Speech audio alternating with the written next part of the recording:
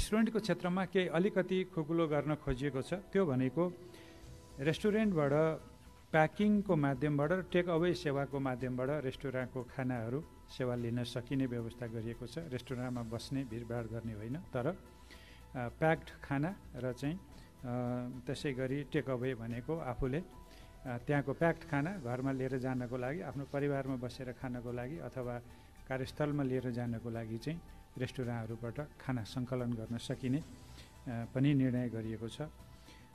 त्यसपछि होटलको सन्दर्भमा क्वारेन्टाइनका लागि तोकिएका होटल र यातायातका साधनहरू चाहिँ सञ्चालन गर्ने, तर क्वारेन्टाइनको लागि तोकिएका होटल बाहेक अरू होटलहरू अहिले सञ्चालन नगर्ने निर्णय भएको छ। सञ्चार मन्त्रालयका सहसचिवहरू, प्रेसका साथीहरू, अन्य मित्रहरू, आज म दुईटा मन्त्री परिषदका बैठकका निर्णयहरू सार्वजनिक गर्न गइरहेछु। सबभन्दा पहिले पछिल्लो मन्त्री परिषदको हिजो बसेको बैठकका निर्णयहरू सार्वजनिक गर्न गइरहेको छु। त्यसमा सबभन्दा पहिलो निर्णय म यहाँहरूलाई सुनाउन गइरहेको छु। विश्वव्यापी महामारीको रूप लिएको कोभिड-19 को सङ्क्रमण सम्बन्धमा संक्रामक रोग ऐन 2020 को दफा 2 अनुसार देहाय बमोजिमको आदेश जारी गर्ने, सोको सूचना नेपाल राजपत्रमा अतिरिक्ताङ्क गरी प्रकाशित गर्ने। 1. देहायका सेवा र कार्यहरू हाललाई सञ्चालन नगर्ने शैक्षिक संस्थाहरू जसभित्र विद्यालय, कलेज, ट्युसन सेन्टर, तालिम केन्द्र पर्छन् लगायतका कुराहरू। अनुमति प्राप्त बाहेकका अन्तर्राष्ट्रिय र आन्तरिक उडानहरू, मैले जे भन्दैछु यी सबै नगर्ने भित्रका नै हुन्। फेरि म स्मरण गराउँ, तोकिए बाहेकका अन्तर्राष्ट्रिय सीमा नाकाबाट हुने आवत जावत, सबै प्रकारका सभागोष्ठी, तालिम, सेमिनार, सबै प्रकारका प्रदर्शन, भेला तथा सम्मेलन, cinema hall, party palace, dance bar लगायतका मनोरञ्जन स्थल, सार्वजनिक पुस्तकालय, सङ्ग्रहालय, चिडियाखाना, स्पा, सेलुन र ब्युटी पार्लर, स्विमिङ पुल, जिमखाना लगायतका हेल्थ क्लबहरू, सपिङ मलहरू, समूहमा खेलिने खेलकुद र खेल मैदानमा हुने प्रस्तुतिहरू, सबै प्रकारका धार्मिक तथा सामाजिक स्थलहरू, यात्रुवाहक सार्वजनिक सवारी साधन, त्यसमा पर्यटक सवारी साधन समेत हो, त्यो अहिले खोलिएको छैन, र काठमाडौँ उपत्यकाको हकमा काठमाडौँ उपत्यकाभित्र र अन्य जिल्लाको हकमा सोही सम्बन्धित जिल्लाभित्र मात्र जोर बिजोर प्रणालीमा सञ्चालन हुने निजी सवारी साधन बाहेकका अन्य निजी सवारी साधन, यी सबै चाहिँ हाल सञ्चालन नगर्नेमा परेकाहरू हुन्। दोस्रो निर्णय यही आदेशकै दोस्रो बुँदा म पढ्न गइरहेको छु। सामाजिक दूरी कायम गर्ने, जनस्वास्थ्य लगायतका स्वास्थ्यका सबै सुरक्षाका उपायहरू अपनाउने र त्यो स्वास्थ्य सुरक्षाका मापदण्ड र चाहिँ अरू कुराहरू, सामाजिक दूरी कायम गर्ने कुराहरू पालना गरेर गर्न सकिने कुराहरू मैले यहाँ उल्लेख गर्न गइरहेको छु। र देहायका सेवा तथा कार्यहरू सञ्चालन गर्ने, त्यसमा स्वास्थ्यसँग सम्बन्धित सबै सेवा जसमा निजी क्लिनिकहरू समेत पर्छन्, त्यसै गरी सबै प्रकारका कृषि र पशुपक्षी व्यवसाय, उत्पादनदेखि बिक्री वितरणसम्मको सबै श्रृङ्खला खुला गरिएको छ। उद्योग, व्यापार, व्यवसाय, पसल र डिपार्टमेन्ट स्टोरहरू खुला गरिएका छन्। म फेरि दोहोऱ्याउँ, उद्योग, व्यापार, व्यवसाय, पसलहरू र डिपार्टमेन्ट स्टोरहरू खुला गरिएका छन्। सपिङ मलहरू खुला गरिएको छैन, डिपार्टमेन्ट स्टोरहरू खुला गरिएको छ। खाद्य वस्तुहरू समेतका चिजहरू को चाहिँ बिक्री वितरणलाई सहज गर्नको लागि हो। त्यसपछि सबै प्रकारका ढुवानीहरू, आधारभूत वस्तुहरूको ढुवानी सेवा योभन्दा अगाडि पनि चलेकै थियो, अहिले चाहिँ सबै प्रकारका ढुवानी सेवाहरूलाई खुला गरिएको छ। व्यक्तिहरूको पैदल आवागमनलाई खुला गरिएको छ र यो आवागमन गरिरहँदा भिडभाड नगर्ने, आफूले मास्क लगाउने आफ्नो चाहिँ सुरक्षाको उपायहरू अपनाउने कुराहरू त छँदैछन्, तर सामान्य भिड नगरिकन आवागमन गर्ने हिँडुल गर्ने कुरालाई खोलिएको छ। साइकल र मोटरसाइकल चल्न दिने निर्णय भएको छ र त्यसमा मोटरसाइकलमा एकजना मात्र व्यक्ति रहने हो, डबल राइडर अथवा दुईजना चढ्ने व्यवस्था हुन सक्दैन। जसले हाँक्ने हो ऊ मात्रै बस्ने गरी जान सक्ने व्यवस्था गरिएको छ। त्यसपछि खोलिएको अर्को यातायातको क्षेत्रमा काठमाडौँ उपत्यकाको हकमा उपत्यकाभित्र र अन्य जिल्लाको हकमा सम्बन्धित जिल्लाभित्र मात्र जोर बिजोर प्रणालीमा सञ्चालन हुने गरी निजी सवारी साधनहरू चलाउन दिएको छ। ती भनेका निजी व्यक्तिहरूका निजी वाहनहरू हुन् जसमा चालक बाहेक थप 2 जना मात्र त्यसमा सवार हुन पाउने यसको चाहिँ निर्णय हो। त्यसपछि खोलिएका अरू क्षेत्रमा फोहोर मैला व्यवस्थापन पहिलेदेखि पनि खुलै थियो, यसलाई हामीले थप सजिलो बनाउन खोजेका छौँ। विद्युत, दमकल, एम्बुलेन्स, सञ्चार, प्रसारण र हुलाक सम्बन्धी सेवा यो पहिले पनि थियो, यसलाई हामीले निरन्तरता दिएका छौँ। ब्याङ्क तथा वित्तीय संस्था, सहकारी र बिमा सेवा, यो सेवा पहिले हामीले निश्चित सङ्ख्यामा मात्रै निश्चित समयमा मात्रै भनेका थियौँ, अहिले हामीले यसलाई मन्त्री परिषदको निर्णयपछि यिनीहरू खुला गरिएको छ। नर्सरी र वनजन्य उद्यमहरू त्यो सम्बन्धी व्यवसायहरू पनि अब खुला भएको छन्। कृषिकै अङ्गको रूपमा पनि यिनीहरू चलिरहने हुनाले र यिनीहरू अलिकति बढी ग्रामीण परिवेशमा पनि चल्ने हुनाले यिनीहरूलाई चाहिँ खुला गर्ने निर्णय भएको छ। विकास आयोजनाहरू, खास गरी निजी क्षेत्रबाट प्रवर्धित विकास आयोजनाहरू, खास गरी पूर्वाधारका आयोजनाहरू, जलविद्युतका आयोजनाहरू समेतका यस्ता आयोजनाहरू पनि अब निर्बाध सञ्चालन गर्ने भन्ने निर्णय भएको छ। त्यो निर्माण कार्यलाई सुचारू गर्न सञ्चालन गर्नलाई हामीलाई निर्माण सामग्री चाहिन्छ। त्यसो भएको हुनाले नदी तथा खानीजन्य पदार्थको उत्खनन, सङ्कलन, ढुवानी र बिक्री वितरण पनि पूर्णतः खुला गरिएको छ, जसले गर्दाखेरि आधारभूत निर्माण सेवाको लागि निर्माण सामग्रीको अभाव नहोस् भन्ने सरकारको ध्येय हो। त्यसपछि रेस्टुरेन्टको क्षेत्रमा केही अलिकति खुकुलो गर्न खोजिएको छ। त्यो भनेको रेस्टुरेन्टबाट प्याकिङको माध्यमबाट र टेक अवे सेवाको माध्यमबाट रेस्टुरेन्टको खानाहरू सेवा लिन सकिने व्यवस्था गरिएको छ। रेस्टुरेन्टमा बस्ने भिडभाड गर्ने होइन, तर प्याक्ड खाना र चाहिँ त्यसै गरी टेक अवे भनेको आफूले त्यहाँको प्याक्ड खाना घरमा लिएर जानको लागि, आफ्नो परिवारमा बसेर खानको लागि अथवा कार्यस्थलमा लिएर जानको लागि चाहिँ रेस्टुरेन्टहरूबाट खाना सङ्कलन गर्न सकिने पनि निर्णय गरिएको छ। त्यसपछि होटलको सन्दर्भमा क्वारेन्टाइनका लागि तोकिएका होटल र यातायातका साधनहरू चाहिँ सञ्चालन गर्ने, तर क्वारेन्टाइनको लागि तोकिएका होटल बाहेक अरू होटलहरू अहिले सञ्चालन नगर्ने निर्णय भएको छ। त्यसपछि अर्को एउटा चाहिँ सहज गरिएको क्षेत्र सरकारी कार्यालय हो। शिक्षण संस्थाका कार्यालयहरू हुन्, शिक्षण संस्थाको पठन पाठन होइन, तर कार्यालयहरू हुन्। गैर सरकारी र निजी क्षेत्रका कार्यालयहरू पनि हुन् र ब्याङ्क तथा वित्तीय संस्थाहरू पनि हुन्। यी सबै 2 सिफ्टमा चल्छन् र बिहान 8 बजेदेखि दिउँसो 1 बजेसम्म एउटा सिफ्ट चल्छ र दिउँसो 1 बजेदेखि साँझ 6 बजेसम्म अर्को सिफ्ट चल्छ। खास गरी आवागमनमा यातायातमा धेरै भिडभाड नहोस् भन्ने पनि एउटा तर्क हो र अर्को चाहिँ कार्यस्थलमै पनि एउटा दूरी, भन्न त हामी सामाजिक दूरी भन्छौँ तर त्यो भौतिक दूरी हो। कार्यस्थलमै पनि भौतिक दूरी हामीले 2 मिटर भनिरहँदा कतिपय अवस्थामा कार्यालयहरूमा त्यो सम्भव नहुने हुनाले 2 सिफ्ट सञ्चालन गर्ने। म फेरि दोहोऱ्याउँछु, बिहान 8 बजेदेखि 1 बजेसम्म र 1 बजेदेखि बेलुका 6 बजेसम्म 2 सिफ्ट कार्यालयहरू पूर्ण रूपमा सञ्चालित हुन्छन्। त्यसले गर्दाखेरि बढी भिडभाड नभई आधारभूत सेवाहरू प्रवाह गर्नलाई र यसै पनि यो आर्थिक वर्षको अन्त्य छ, धेरै कामहरू गर्नुपर्ने पनि स्थिति छ, त्यसलाई पनि सहजीकरण गर्नलाई अलिकति बढी यसमा सहज गर्नु परेको हो।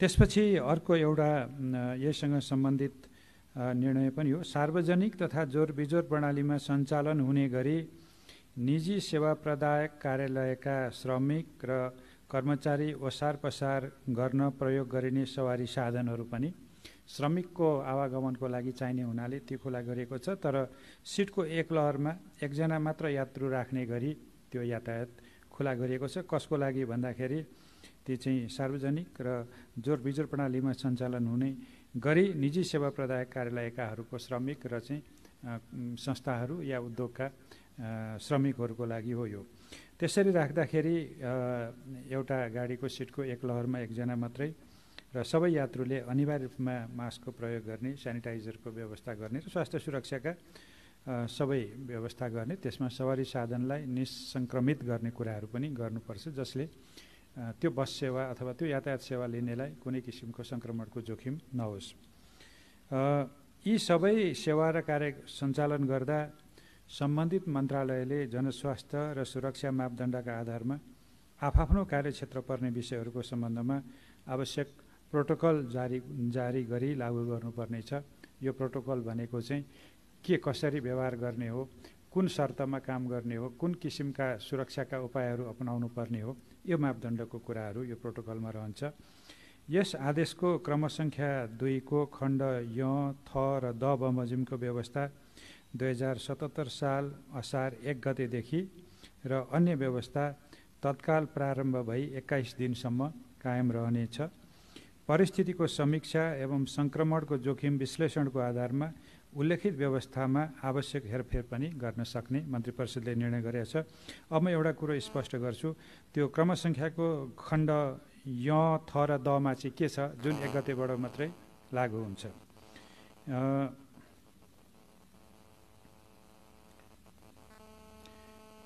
त्योसँग सम्बन्धित विषयहरू चाहिँ हार्ड कपीबाट हेर्छु। यसको विवरण म अहिले यहाँहरूलाई सार्वजनिक गर्दाखेरि प्रकाशितै कपीमा दिनेछु। अब म यसपछि ज्येष्ठ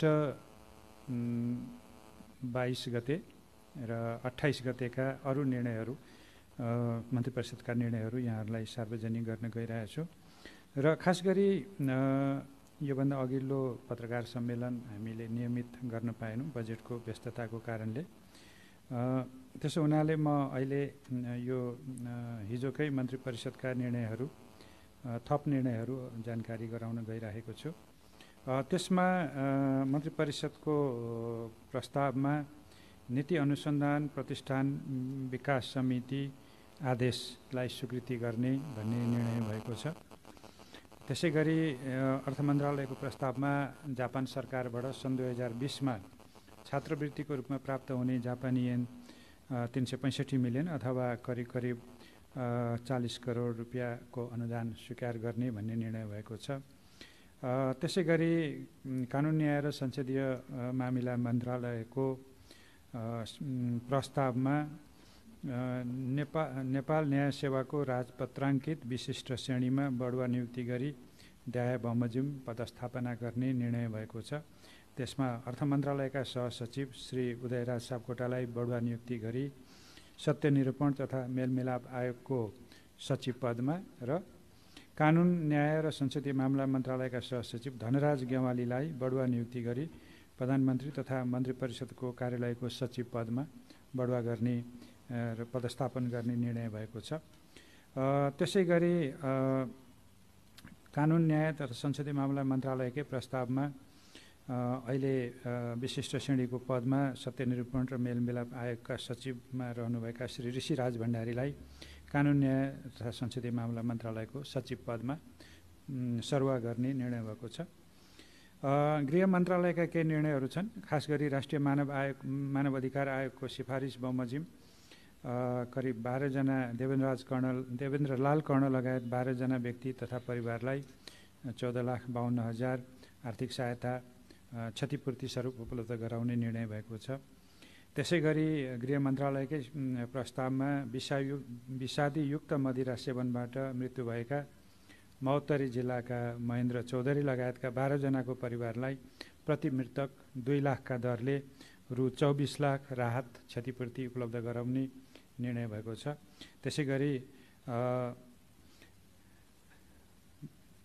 भूमि व्यवस्था र सहकारी र गरिब निवारण मन्त्रालयको प्रस्तावमा सरकारी, सार्वजनिक र गुठी जग्गा संरक्षण सम्बन्धी जाँचबुझ आयोगको म्याद 6 महिना थप गरी सो आयोगको रिक्त सदस्य पदमा स्याङ्जा निवासी पुण्यप्रसाद भुषाललाई नियुक्त गर्ने निर्णय भएको छ। भौतिक पूर्वाधार तथा यातायात मन्त्रालयको प्रस्तावमा रेलवे कम्पनी लिमिटेडको महाप्रबन्धकमा 2 वर्षको लागि महोत्तरी निवासी गुरुप्रसाद भट्टराईलाई नियुक्ति गर्ने निर्णय भएको छ। त्यसै गरी एउटा महत्त्वपूर्ण निर्णय शिक्षा, विज्ञान तथा प्रविधि मन्त्रालय अन्तर्गत छ। यो एसई परीक्षासँग सम्बन्धित विषय छ। कोभिड-19 को महामारीले विश्व नै आक्रान्त भएको र नेपालमा पनि यो सङ्क्रमण बढ्दै गइरहेको हुँदा विद्यार्थीहरूको पठन पाठन तथा परीक्षाका कार्यहरू अवरुद्ध भएको हामी सबैलाई थाहा छँदैछ। यो अवस्थामा निकट भविष्यमा परीक्षा सञ्चालन गर्न सङ्क्रमण जोखिमका कारणले सम्भव नभएको र यसबाट विद्यार्थीको पढाइ र मनोविज्ञानमा प्रतिकूल प्रभाव पर्न सक्ने सम्भावना रहेकोले यो महामारीले सृजना गरेको परिस्थितिजन्य बाध्यताको कारण शिक्षा ऐन 2028 को दफा 20 अनुसार देहाय बमोजिमको आदेश जारी गर्ने र यो दफा 20 मा बाधा अड्काउ फुकाउने भन्ने छ र बाधा अड्काउ फुकाएर सरकारले यो निर्णय गरेको, जसमा शैक्षिक सत्र 2076 को माध्यमिक शिक्षा कक्षा 10 को अन्त्यमा हुने परीक्षा, जसलाई हामी स्कुल एजुकेसन एक्जामिनेसन र छोटकरीमा SEE भन्छौँ, त्यसको हकमा विद्यालयद्वारा गरिएको अन्तिम मूल्याङ्कनको विवरण सम्बन्धित विद्यालयले सम्बन्धित जिल्लाको जिल्ला शिक्षा विकास तथा समन्वय एकाइमा पठाउने र जिल्ला शिक्षा विकास तथा समन्वय एकाइले प्रमाणित गरी राष्ट्रिय परीक्षा बोर्डमा पठाउने। त्यसरी प्राप्त भएको विवरणको आधारमा राष्ट्रिय परीक्षा बोर्डले परीक्षाफल तयार गर्ने, प्रकाशन गर्ने, प्रमाणीकरण गर्ने र प्रमाणपत्र जारी गर्ने। माथि भनिए बमोजिमको कार्य गर्न राष्ट्रिय परीक्षा बोर्डले आवश्यक कार्यविधि बनाउन सक्ने। यस आदेशलाई नेपाल राजपत्रको अतिरिक्ताङ्कमा प्रकाशित गर्ने यो निर्णय भएको छ। त्यसपछि स्वास्थ्य मन्त्रालयसँग सम्बन्धित अरू केही निर्णयहरू भएका छन्। एउटा निर्णय कोभिड-19 को महामारीजन्य विशेष परिस्थितिमा यसको रोकथाम, नियन्त्रण, निदान तथा उपचारको लागि आवश्यक पर्ने मेसिनरी तथा औषधि र अन्य स्वास्थ्य सामग्रीहरू शीघ्र खरिद गर्ने र विशेष परिस्थितिकै खरिदको विधिबाट अघि बढ्ने भन्ने निर्णय भएको छ। स्वास्थ्य तथा जनसङ्ख्या मन्त्रालयकै अर्को प्रस्ताव कोभिड-19 महामारीको रोकथाम, नियन्त्रण, निदान र उपचारका लागि आवश्यक पर्ने आधुनिक PCR मेसिन, किट्स, उपकरण र आवश्यक सामग्रीहरू शीघ्र आपूर्ति गर्ने।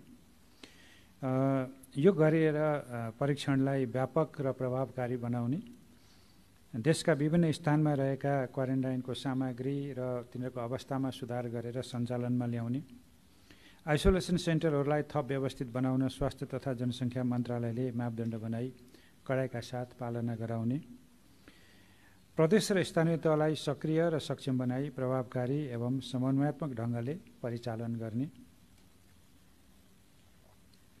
यति निर्णयहरू स्वास्थ्य तथा जनसङ्ख्या मन्त्रालय अन्तर्गतका प्रस्तावहरूबाट चाहिँ निर्णय भएका छन्। अब म केही योभन्दा अगाडिको मन्त्री परिषदका केही निर्णयहरू पनि यहाँ सुनाउन गइरहेको छु।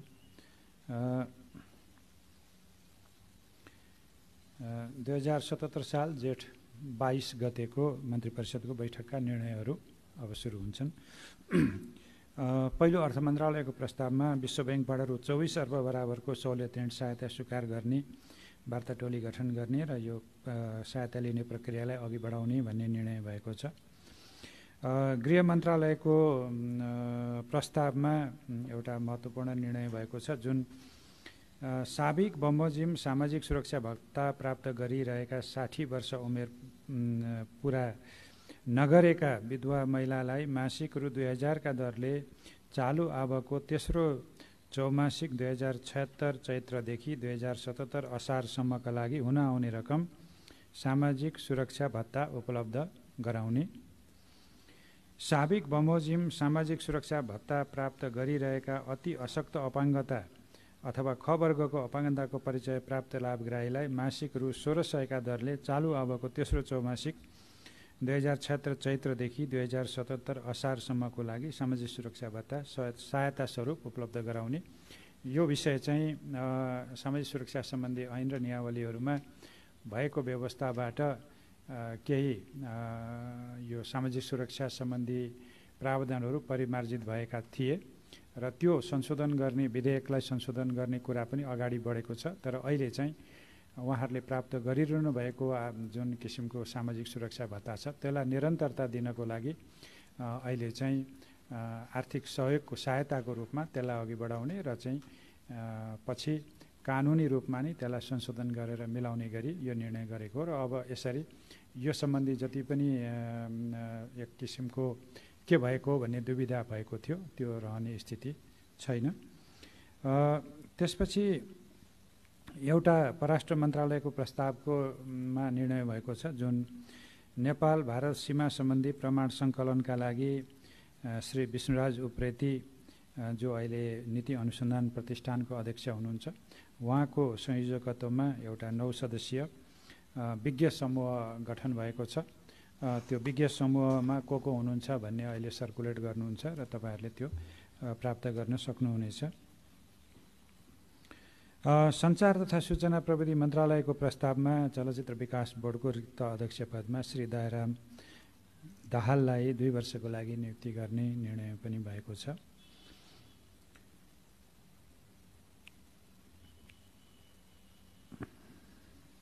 शहरी विकास मन्त्रालयले खास गरी यो को प्रस्तावमा विदेशमा रहेका नेपालीहरूलाई स्वदेश आउन सहजीकरणको लागि क्वारेन्टाइन स्थलहरूको प्रबन्ध र पूर्वाधार व्यवस्था गर्ने भन्ने निर्णय पनि त्यो बेला भएको छ र त्यसै गरी अरु केही विधेयकहरूको सन्दर्भमा पनि निर्णयहरू भएका छन्। अर्थ मन्त्रालयको भन्सार विधेयकलाई संसदमा पेश गर्ने एउटा र त्यसै गरी संस्कृति पर्यटन र नागरिक उड्डयन मन्त्रालयको अभिलेख संरक्षण लाई ऐन 2077 लाई संघीय संसदमा पेश गर्ने। त्यसै गरी कृषि तथा पशुपक्षी विकास मन्त्रालयको खाद्य स्वच्छता तथा गुणस्तर नियमन सम्बन्धी विधेयकलाई पनि संसदमा पेश गर्ने र त्यसै गरी अरु केही चाहिँ निर्देशनहरू पनि स्वीकृत गर्ने निर्णय भएको छ जसमा नेपाल नगरपालिका संघको विधानलाई स्वीकृत गर्ने कुरा छ।